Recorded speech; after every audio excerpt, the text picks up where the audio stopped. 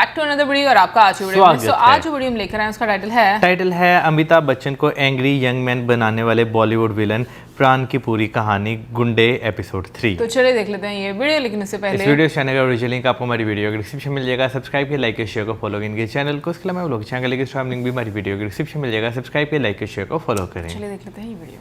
पाकिस्तान का शहर लाहौर का एक इलाका हीरा मंडी। हवा में संगीत के सुर, इत्र की खुशबू और अलग अलग घरों से निकलती लाल पीली रोशनी घुली हुई थी। बारबेक्यू पर पकते कबाब इस माहौल में लज्जत जोड़ रहे थे। रवायत एक और चीज की थी, अलग अलग तरह से लगाए गए पान की। एक सर्द रात इसी माहौल में पहुंचे 4 दोस्त, खाना खाया, फिर गए राम लुभाया की पान की दुकान पर। पान लगवाया, लेकर चारों पान चबाने लगे। इन चारों में एक लड़का फोटोग्राफर था। वो कुछ अलग अंदाज में पान चबा रहा था, इतना अलहदा अंदाज कि बगलगीर हुए एक साहिबान उसे बहुत चाव से देख रहे थे। लड़के ने नोटिस किया लेकिन इग्नोर करके पान घुलाने में मशगूल हो गया। इतने में ही वो आदमी पूछ पड़ा, भाई तुम्हारा नाम क्या है? सामने से खड़ूस ढंग से जवाब मिला, आपको मेरे नाम से क्या मतलब? सामने वाले ने कहा, गलत मत समझिए, मेरा नाम वली मोहम्मद वली है। लड़के ने फिर घुड़का, बोला तो मैं क्या करूं? शख्स ने रिप्लाई में अपना पेशा बताया, बोला मैं राइटर हूँ। दलसुख एम पंचोली नाम के फिल्म प्रोड्यूसर ने मेरी लिखी एक कहानी पर फिल्म बनाई। अब मैं एक और फिल्म उनके लिए लिख रहा हूँ। लड़के को ये जवाब भी इम्प्रेस नहीं कर सका। उसे यह सब पान गुलाने की प्रक्रिया में डिस्टर्बेंस लग रहा था। लड़के ने दोहराया, अब आपकी इस बात का मैं क्या करूँ कि आप राइटर हैं?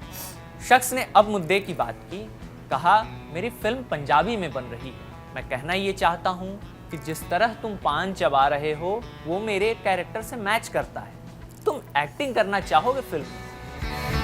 लड़के ने सीधे मना कर दिया। उसे लगा कि ये कोई झलांस आदमी है, लेकिन शख्स ने जोर लगाया, कहा कि कल ऑफिस आकर प्रोड्यूसर से मिलो, फिर जवाब देना। लड़के को जैसे तैसे पीछा छुड़ाना था, उसने कह दिया ठीक है मैं आ जाऊंगा। लड़के को पंचोली आर्ट स्टूडियोज आने के लिए कहा गया, लेकिन लड़का तय दिन पर पहुंचा नहीं। कुछ ही दिनों बाद वो गया लाहौर के प्लाजा सिनेमा, लेकिन फिल्म शुरू होने से पहले ही डायलॉग बाजी शुरू हो गई, क्योंकि इत्तेफाकन उसी सिनेमा हॉल में वली मोहम्मद वली ने लड़के को देख लिया, पहचान गया। वली ने उसे रोका और सबके सामने पंजाबी में जितनी गंदी गालियां सीखी थी सब दे डाली। गाली सुनने के बाद लड़के को यकीन हो गया कि आदमी फर्जी ऑफर नहीं दे रहा था। मन बनाया कि पक्का उस स्टूडियो जाकर प्रोड्यूसर से मिलेंगे, लेकिन वली साहब इस बार खुद ही लड़के को लेकर पंचोली आर्ट स्टूडियोज गए। स्क्रीन टेस्ट की तैयारी हुई।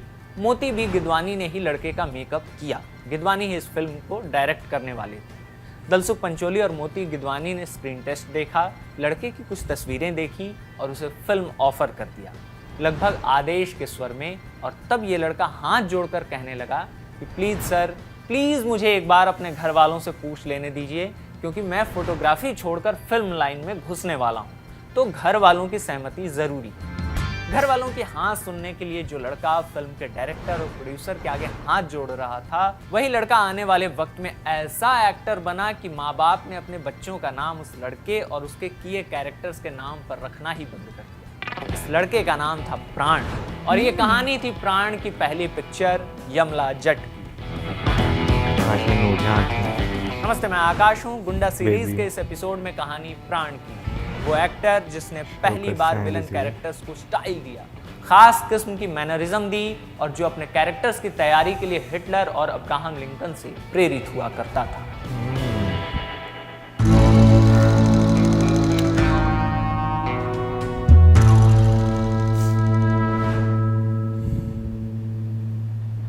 कहानी शुरू करते हैं दिल्ली से।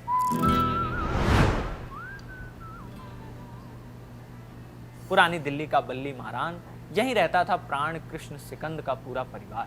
प्राण की मां रामेश्वरी घर संभालती थीं। पिता लाला केवल कृष्ण सिकंद सरकारी सिविल इंजीनियर थे। विभाग में उनकी बहुत पूछ थी, दुरुस्त काम था, इसलिए जहां जिस शहर में सड़क या ब्रिज बनाने वाला कोई बड़ा प्रोजेक्ट सरकार शुरू करती, वहां लाला केवल का ट्रांसफर हो जाता। तो माँ बाप अपने साथ कुल 7 बच्चों को लिए नए शहर चले जाते, कभी उन्नाव तो कभी मेरठ। रामपुर में तंबू लगा था, तभी रजा हाई स्कूल से प्राण ने अपनी 10वीं की पढ़ाई पूरी की। रिजल्ट कुछ खास नहीं थे, जैसे तैसे पास कर गए थे। उर्दू सीख ली थी जो आगे चलकर प्राण के करियर में खूब काम आई। लेकिन 10वीं पास करने के बाद एक सवाल जिससे आज भी बच्चों का सामना होता है वो प्राण से भी टकराया। पिता ने रिजल्ट आने के बाद प्राण को बुलाया, पूछा कि आगे क्या करना है। जवाब की तैयारी उन्होंने पहले ही कर ली थी, पूरा खाका खींच लिए आए थे। पापा से बोले अब पढ़ाई नहीं कर पाऊंगा, मुझे फोटोग्राफी का शौक है तो इसे ही अपना पेशा बनाऊंगा। प्राण जानते थे कि उनके पिता के दोस्त दिल्ली के कनॉट प्लेस में स्टूडियो चलाते हैं, तो प्रस्ताव रखा कि अपने मित्र से कह दीजिए कि वो अपने साथ रख लें ताकि प्रोफेशनली फोटोग्राफी सीख सकें। पिता ने जवाब सुना। कुछ देर बाद अपने दोस्त और ए दास एंड कंपनी के मालिक को फ़ोन करके माजरा बताया। कुछ दिनों बाद प्राण ने दिल्ली जाकर ए दास एंड कंपनी ज्वाइन कर ली, फ़ोटो प्रिंट करना सीखने लगे। उस जमाने में डिजिटल फोटोग्राफी तो थी नहीं, तस्वीर क्लिक की जाती थी और नेगेटिव प्रिंट होता था और उससे फ़ोटो बनते थे। King of romance Shahrukh Khan का एक डायलॉग है, अगर किसी चीज़ को शिद्दत से चाहो तो पूरी कायनात तुम्हें उससे मिलाने की कोशिश में लग जाती है। दिलचस्प यह है कि फिल्मी दुनिया में दाखिल होने की तो साधारण चाह भी प्राण के मन में नहीं थी, लेकिन कायनात पूरी कोशिश में लगी हुई थी। इस एपिसोड की शुरुआत में ही हमने कहानी सुनाई कि प्राण को उनकी पहली फिल्म कैसे लाहौर में मिली थी। सोचिए कि अगर प्राण लाहौर पहुंचते ही नहीं तो क्या होता, लेकिन कायनात की कोशिश देखिए। ए दास एंड कंपनी ने अपनी एक शाखा खोली लाहौर में, उसे संभालने का जिम्मा प्राण को ही मिला और इस तरह दिल्ली की खाक छानने के बाद प्राण चले लाहौर के रंग देखने। लेकिन दिल्ली से लाहौर वाया शिमला पहुंचे थे प्राण। फोटोग्राफी के ही सिलसिले में शिमला भेजे गए थे, जहां उन्होंने पहली बार अपने कदम मंच पर रखे। सालाना होने वाली रामलीला में प्राण ने सीता का किरदार निभाया था। गेस कीजिए कि राम कौन बना था। आप जवाब सुनिए और इत्तेफाक शब्द को जहन में ले आइए। राम बने थे मदन पुरी, अमरीश पुरी के बड़े भाई। मदन पुरी भी आगे चलकर फिल्मों की दुनिया में आए और वो भी विलन कैरेक्टर्स ही प्ले करने के लिए मशहूर हुए थे। प्राण खुद कहा करते थे कि किस्मत उन्हें फिल्म जगत में ले आई। ये इत्तेफाक ही तो था कि एक लड़का लाहौर के हीरा मंडी में पान चबा रहा है, वहीं एक फिल्म राइटर उसे देखकर इंप्रेस हो जाता है और फिल्म का विलन रोल ऑफर कर देता है। प्राण को यमला जट ऑफर हुई, उन्होंने स्वीकार कर लिया। शूटिंग शुरू हुई और आ गई एक मुसीबत। प्राण की हिंदी ठीक थी, उर्दू ठीक जानते थे, लेकिन फिल्म बन रही थी पंजाबी में। लाहौर में रहते हुए थोड़ी बहुत पंजाबी सीख ली थी उन्होंने, लेकिन ज़्यादातर वक्त दिल्ली और उत्तर प्रदेश के अलग अलग इलाकों में बिताने की वजह से पंजाबी डिक्शन परफेक्ट नहीं था। डायलॉग बोलते थे तो पता चलता था कि पंजाबी उनकी मातृभाषा नहीं है। फिल्म क्रू में गॉसिप होने लगी कि वली साहब किसे उठा कर ले आए हैं, ये तो पंजाबी बोल ही नहीं पा रहा। वली को भी अपनी नाक बचानी थी। उन्होंने प्रोड्यूसर दलसुख एम पंचोली को समझाया कि सर आप मुझे थोड़ा वक्त दीजिए, इस लड़के की पंजाबी दुरुस्त मैं करवाऊंगा। समय मिला, वली ने अपने भाई नजीम को जिम्मा सौंपा। प्राण ने नजीम के साथ डिक्शन पर काम शुरू किया। कुछ ही दिनों में प्राण पंजाबी ऐसी धारदार बोलने लगे कि वो उसी फर्राटे के साथ गालियां देना भी शुरू कर चुके थे जिस फर्राटे के साथ उन्होंने प्लाजा सिनेमा में गालियां सुनी थी, वली के मुंह से। प्राण को हमेशा लगता रहा कि यमला जट में उनका किरदार हल्का था, लेकिन इस किरदार ने उनकी दुनिया बदली। फोटोग्राफ से उठाकर पर्दे पर पेश कर दिया। प्राण पंजाबी फिल्में करके लाहौर में और भी शोहरत बटोरने लगे थे। कुछ मशहूरियत पहले से थी। उनके कपड़ों और तांगे की ऐसी चर्चा थी कि सादत हसन मंटो ने कहा था वो एक हैंडसम आदमी थे। लाहौर में अपने कपड़ों और सबसे शानदार तांगे के लिए मशहूर थे, जिससे वो शाम को मौज मस्ती में घूमा करते थे। कपड़े के शौक प्राण पूरा कर सकते थे क्योंकि फोटोग्राफी में उनकी कमाई खूब हुआ करती थी। 200 रुपये महीने की सैलरी थी, जो कि 30 और 40 के दशक में बहुत ज़्यादा थी। इतनी सैलरी छोड़कर प्राण ने यमला जट में काम किया था, जिसमें उन्हें महीने के हिसाब से सिर्फ 50 रुपये मिला करते थे।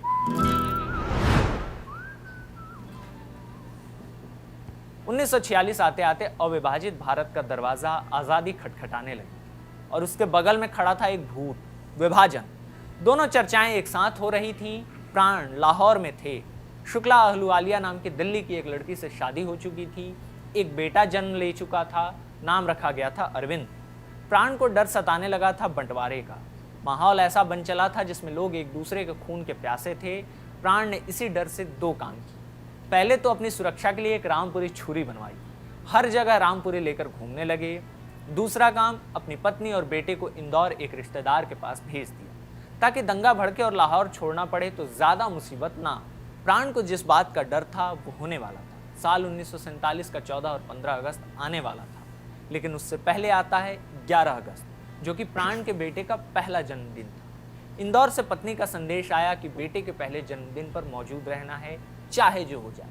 पहले प्राण ने मना किया, लेकिन पत्नी ने जिद की तो 10 अगस्त को इंदौर पहुंचकर साथ में इतने ही कपड़े ले गए कि 1 हफ्ते बाद लाहौर वापस आ जाए, क्योंकि लाहौर में रहते हुए फिल्में वो करने लगे थे। लगभग करियर बन चुका था, हीरो और विलेन दोनों किरदार निभा चुके थे, 20 फिल्में उनकी फिल्मोग्राफी में जुड़ चुकी थी। लेकिन इंदौर आ गए तो दोबारा कभी लाहौर जा नहीं पाए, क्योंकि देश का बंटवारा हो गया। 14 अगस्त को पाकिस्तान बना, 15 अगस्त को भारत भी आज़ाद हुआ। एक एक्टर जो 20 फिल्में कर चुका है, वो इंदौर में क्यों ही रुकता? उसका ठिकाना तब या तो लाहौर हो सकता था, जहां पंजाबी फिल्में खूब बनती थीं, या फिर मुंबई, जो हिंदी फिल्मों का गढ़ था। प्राण मुंबई पहुंचे, ताज होटल में 55 रुपए हर दिन के किराया वाला स्वीट बुक किया, शुरू किया खोजना काम, लेकिन हर जगह नो, नॉट फिट का जवाब मिलने लगा। उन दिनों बॉम्बे टॉकीज के लिए काम कर रहे थे सादत हसन मंटो। वो भी कई जगह अपने साथ प्राण को लेकर गए, लेकिन कहीं बात बनी नहीं। काम मिल नहीं रहा था, धीरे धीरे पैसा भी खत्म होने लगा। ताज होटल छोड़कर सस्ते होटल में रहने लगे, फिर सबसे सस्ते होटल तक शिफ्ट हुए। प्राण की बायोग्राफी एंड प्राण में पत्रकार और लेखक बनी रुबेन लिखते हैं, भारत की आज़ादी से एक दिन पहले भारत के पहले प्रधानमंत्री जवाहरलाल नेहरू ने अपने भाषण से नए देश को संबोधित किया, ट्रीस्ट विद डेस्टिनी। और जैसे भारत ने किस्मत से अपना वादा निभाया, वैसे ही प्राण ने भी अपना वादा निभाया। लगभग 8 महीने तक लगातार संघर्ष करने के बाद किस्मत ने उन पर मेहरबानी की। मुंबई के मलाड स्थित बॉम्बे टॉकीज स्टूडियो से प्राण को एक टेलीफोन आया। आवाज़ आई, हमारे स्टूडियो में आओ, हमारे पास तुम्हारे लिए कुछ काम है। प्राण भागे दौड़े ये मन बनाकर स्टूडियो पहुंचे कि जो भी ऑफर होगा तुरंत हाँ कहें। प्रोडक्शन मैनेजर सामने आए, प्राण से बोली कि एक रोल है तुम्हारे लिए, लेकिन 500 रुपये ही मिलेंगे, उससे ज़्यादा 1 रुपया नहीं। प्राण ने तुरंत हाँ कह दिया, लेकिन एक शर्त के साथ। बोले मुझे 100 रुपये एडवांस चाहिए। 100 रुपये मिल गए। इस एडवांस के साथ प्राण ने मुंबई में अपनी पहली फिल्म साइन की। फिल्म का नाम जिद्दी। फिल्म साइन करके प्राण घर गए, परिवार के साथ एक रेस्टोरेंट गए, पत्नी को खाना खिलाया, खुद शराब पी, पूरे 100 रुपये उसी वक्त उड़ा दी। मौज मस्ती करके होटल लौटे तो गार्ड ने बताया कि साहब आपसे मिलने एक आदमी आया था, बोल कर गया है कि उसका नाम नवलकर है, कल वो सुबह 10 बजे फिर आने के लिए कह गया है। प्राण को कतई अंदाजा नहीं था कि ये नवलकर साहब हैं कौन। आए तो पता चला कि नवलकर प्रभात स्टूडियो में बतौर कैमरामैन काम करते थे। नवलकर अगले दिन आए और प्राण को अपने साथ ले गए प्रोड्यूसर बाबूराव पाई के दफ्तर फेमस स्टूडियोज। उनकी मुलाकात एक और डायरेक्टर प्रोड्यूसर फतेह लाल से करवाई गई, जिन्हें प्यार से लोग साहिब मामा कहा करते थे। ऑफिस में प्राण को बैठाकर कुछ देर साहिब मामा और नवलकर ने आपस में बातें की। फिर प्राण के सामने एक ऑफर रखा गया, एक फिल्म का ऑफर। पूछा गया कि एक फिल्म करने के लिए कितने पैसे लोगे। प्राण ने पलटकर पूछ लिया, आप देंगे कितना? सामने से जवाब आया, 500 रुपये। प्राण अभी अभी 500 रुपये में एक पिक्चर साइन करके आए थे, तो उन्होंने अगली पिक्चर के लिए फीस बढ़ाने की सोची। साफ कहा कि 500 में नहीं हो पाएगा, पैसे बढ़ाइए। जवाब मिला कि हम अपने हीरो को भी 500 रुपये महीने ही दे रहे हैं, लेकिन प्राण नहीं माने। साहिब मामा को प्राण की आंखें इतनी प्रभावित कर चुकी थी कि वो किसी भी हाल में इस एक्टर को विलेन रोल देना चाहते थे। उन्होंने ही कहा कि ठीक है, तुम्हें 600 रुपये देंगे, लेकिन एक शर्त है कि किसी को भी और खासकर हीरो को पता नहीं चलना चाहिए कि तुम्हें हम 600 रुपये फीस दे रहे हैं। प्राण मान गए और इस तरह उन्होंने मुंबई में अपनी दूसरी फिल्म अपराधी साइन की। 2 फिल्में साइन कर लेने के बाद प्राण के जीवन में फिर वही आदमी लौटा जो उन्हें इस दुनिया में खींच लाया था, वली मोहम्मद वली, जो कि उन दिनों पुतली नाम की फिल्म बना रहे थे। वली ने प्राण को फिल्म में विलेन किरदार निभाने के लिए कहा, ऑफर दिया 1000 रुपये हर महीने फीस।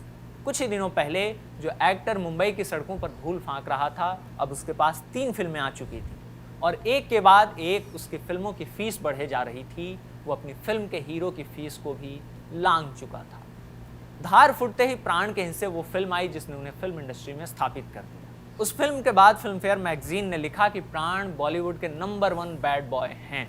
इसी फिल्म में एक खास कलाकारी प्राण ने की जो उनकी स्टाइल ही बन गई। फिल्म का नाम बड़ी बहन, दुल्हन एक रात की और माया बनाने वाले डीडी कश्यप ने बड़ी बहन बनाई थी। प्राण ने अजीत नाम का विलन प्ले किया था। इसी फिल्म में प्राण ने सिगरेट पीकर धुएं का छल्ला बनाया, जो बाद के दिनों में उनकी पहचान सी बन गई। स्क्रीन पर लोग सिगरेट के धुएं का छल्ला देखते ही समझ जाते थे कि अगले ही पल एक आदमी स्क्रीन पर आने वाला है जो हीरो की जिंदगी तहस नहस करने पर उतारू हो जाएगा।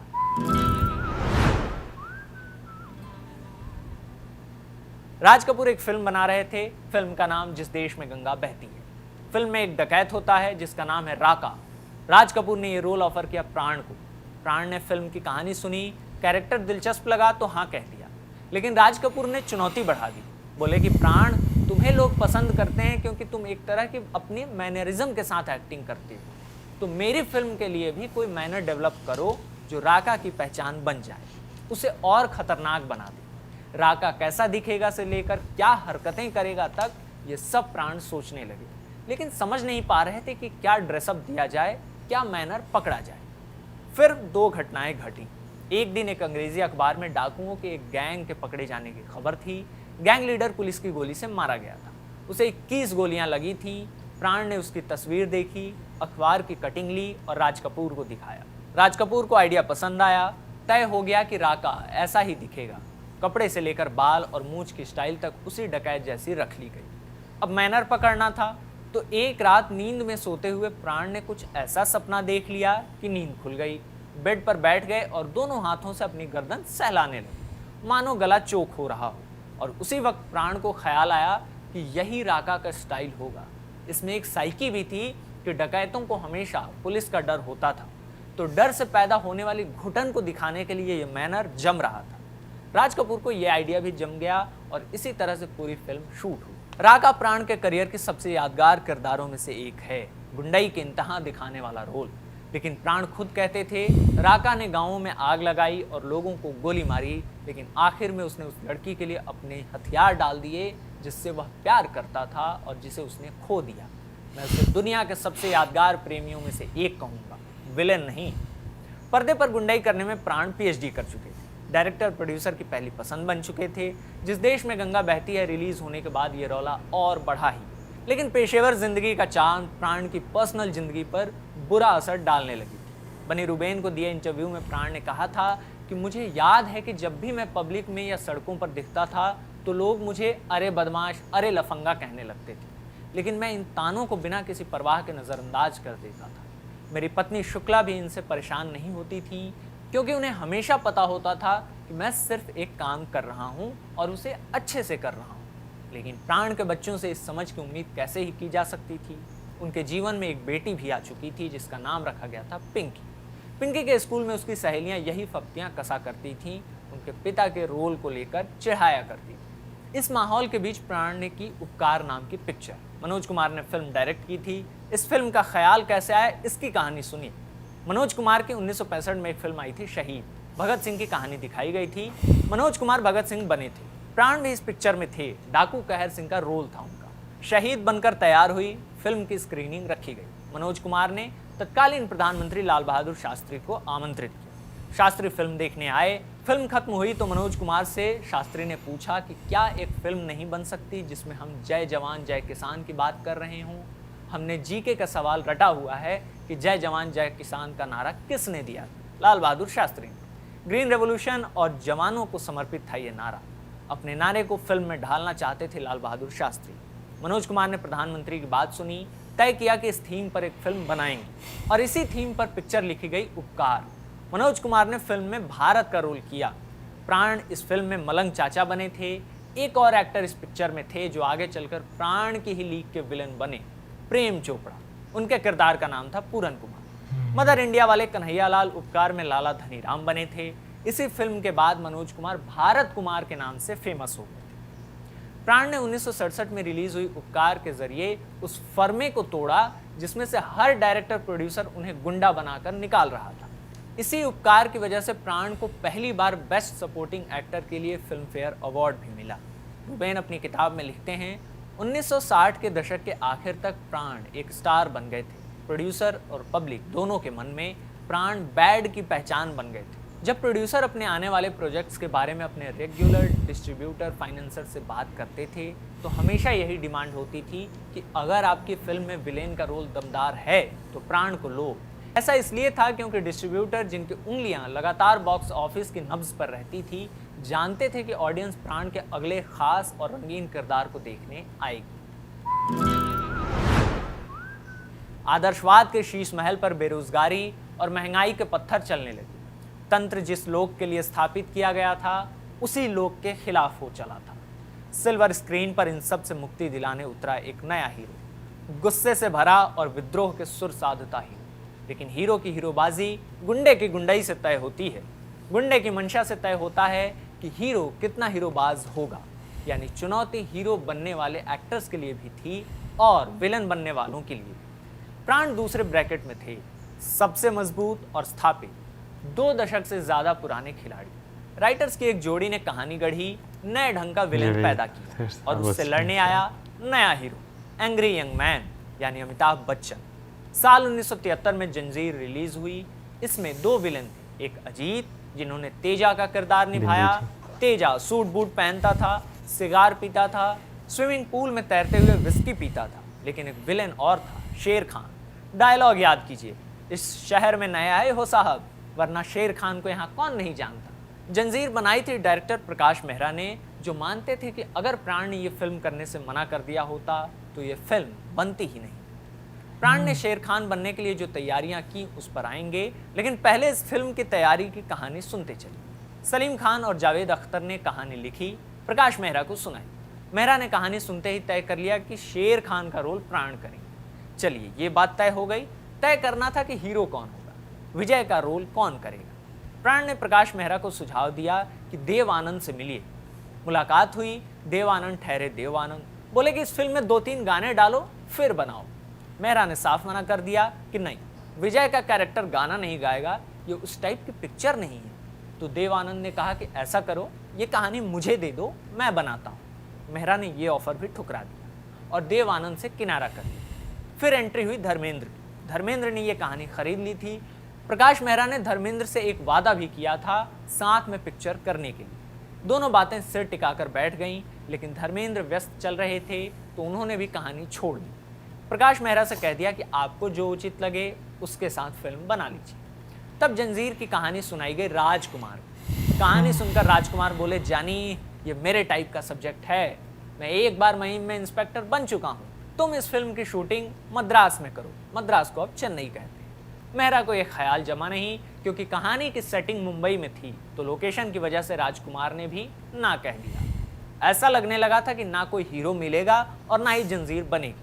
प्राण ने यही बात अपने छोटे बेटे सुनील को बताई, जो चेन्नई में एक दोस्त के साथ रहकर काम करते थे। दोस्त का नाम अजिताभ, अजिताभ के भाई अमिताभ बच्चन 2-3 साल पहले ही फिल्म इंडस्ट्री में पधारे थे। तो सुनील ने अपने पिता प्राण से कहा कि पापा, मेरे दोस्त का भाई भी हीरो है, नया है लेकिन काम बहुत बढ़िया है उसका, आप एक बार उसको आजमाइए। प्राण ने यही मैसेज प्रकाश मेहरा को दे दिया। उसी वक्त एक फिल्म रिलीज हुई थी, बॉम्बे टू गोवा, जिसमें अमिताभ और शत्रुघ्न सिन्हा थे। तो जावेद अख्तर और प्रकाश मेहरा गए सिनेमा हॉल में बॉम्बे टू गोवा देखने। फिल्म में एक फाइट सीक्वेंस था। जब वो सीक्वेंस शुरू हुआ तभी प्रकाश मेहरा चिल्ला पड़े, मिल गया। लोग देखने लगे कि ये कौन आदमी है जो चीख रहा है। उन्हें क्या मालूम था कि प्रकाश मेहरा को अपनी पिक्चर का हीरो मिल गया था। फिल्म की शूटिंग शुरू हुई। प्राण शेर खान थे, जो कि पठान था। प्राण ने इस कैरेक्टर को पठान जैसा लुक देने के लिए लाल रंग का विग और दाढ़ी लगाई। गेटअप तो खुद बनाया ही, अपनी आवाज़ भी बदल डाली। एक अलग भारीपन और गूंज वाली आवाज़ के साथ पूरी फिल्म में डायलॉग बोले, ताकि लगे कि हाँ वो पठान हैं। आवाज़ बदलना इतना मुश्किल था कि एक एक वर्ड सही बोलने के लिए कई बार 18 से 20 रीटेक करने पड़ते थे। जो भी करना पड़ा हो, फिल्म बनकर जब रिलीज हुई तो एक नया फिनोमिना हमारे सामने आया। अमिताभ और प्राण की जोड़ी ऐसी चमकी कि एक के बाद एक कई फिल्में दोनों ने साथ में की। मसलन कसौटी, मजबूर, अमर अकबर एंथनी, डॉन और गंगा की सौगंध, कालिया में भी दोनों साथ दिखे थे।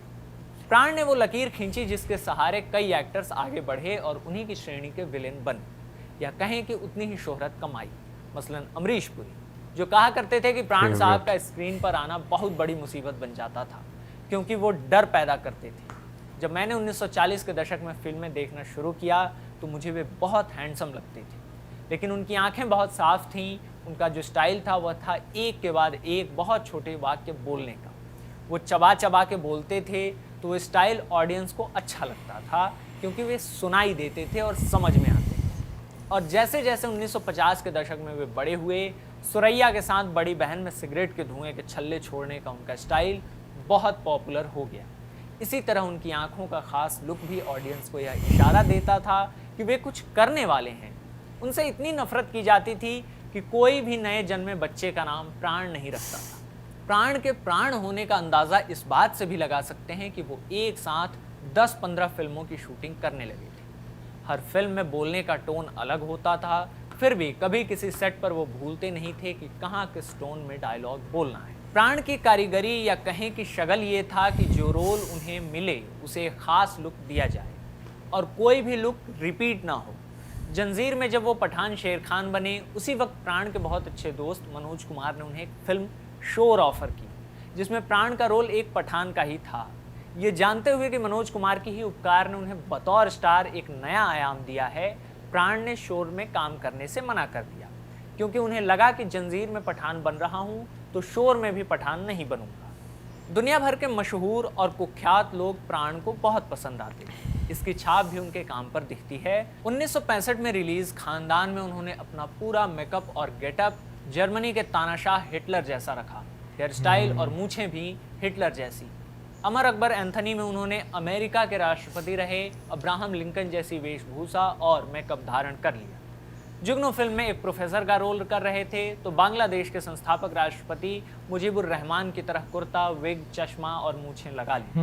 निगाहें पिक्चर बन रही थी, उसमें बिल्कुल वैसी ही दाढ़ी रखी जैसी राजीव गांधी के करीबी और कांग्रेस नेता सैम पित्रोदा रखते हैं। जोशीला पिक्चर में तो वो शशि कपूर के ससुर जेफरी कैंडल की दाढ़ी ही कॉपी कर गए। लगभग 6 दशक का करियर और करीब 200 से ज़्यादा फिल्में प्राण के हिस्से आईं। उनमें से कुछ फिल्मों और कुछ किरदारों की कहानी के जरिए हमने प्राण की कहानी सुनाने की कोशिश की।